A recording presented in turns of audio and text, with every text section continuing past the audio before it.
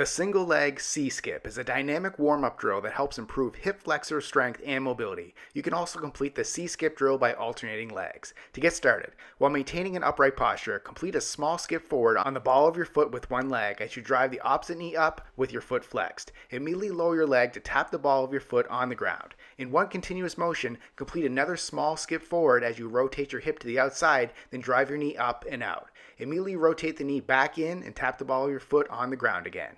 Repeat the same forward and side movement with the same leg as you continue moving forward for 10 yards or 10 skips. If you're warming up for a run, after you complete 10 skips, jog it out for an extra 5 to 10 meters to keep your body moving as you prepare your body for the run.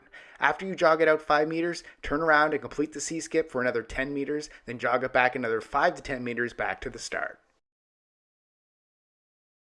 Subscribe to get a new exercise video every day.